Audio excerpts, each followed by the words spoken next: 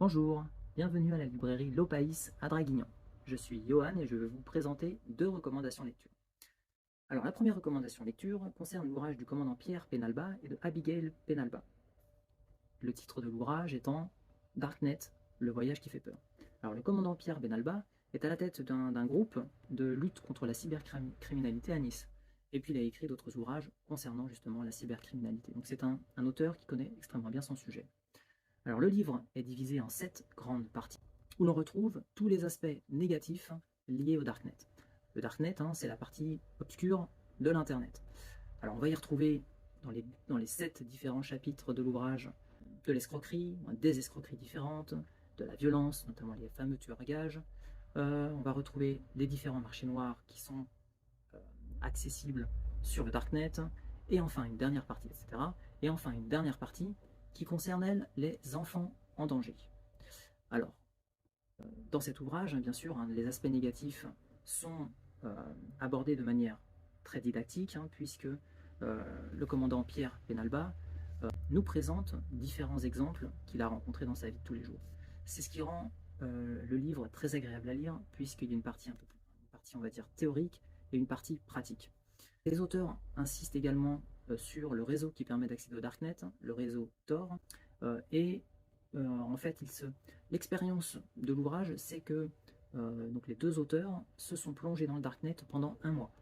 Et ils ont donc testé un certain nombre de thématiques, comme celle déjà évoquée, celle des fameux tueurs à gages, etc. etc.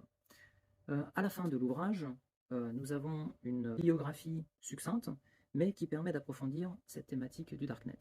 Il y a un auteur en particulier que moi j'ai trouvé intéressant, puisqu'on le retrouve sur YouTube, qui s'appelle Jean-Philippe Renard, et l'une de ses vidéos est intitulée Le Darknet.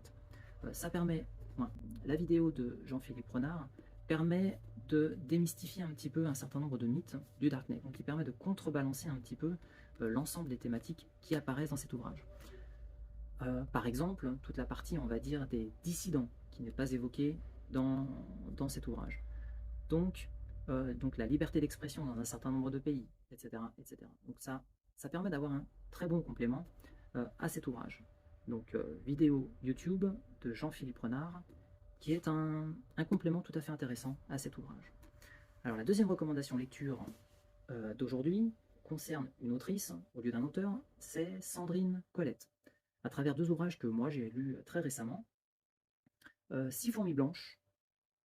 Donc je vous laisse, si vous souhaitez lire la 4e de couverture, vous pouvez faire un petit arrêt pour regarder la 4e de couverture.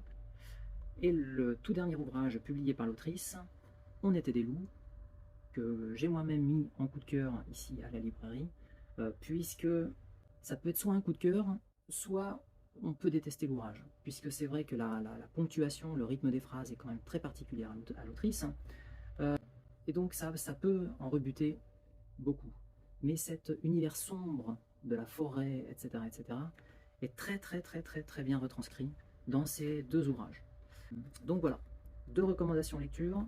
Alors on va dire une autrice à recommander, Sandrine Colette, et puis un ouvrage sur le Darknet, puisque donc j'insiste un petit peu, il y a tout l'aspect négatif, donc tout ce qui peut être escroquerie, etc. Et les auteurs insistent bien sur le fait que chacun d'entre nous est bien entendu susceptible d'être escroqué, à la fois en tant que particulier et en tant qu'entreprise. Un certain nombre de règles, un certain nombre de conseils sont également dispensés dans l'ouvrage qui permettent de se protéger. Donc, j'insiste sur cet ouvrage qui est extrêmement intéressant, qui se lit très bien et qui apporte un certain nombre de conseils. Merci, à la prochaine fois à la librairie Lopaïs.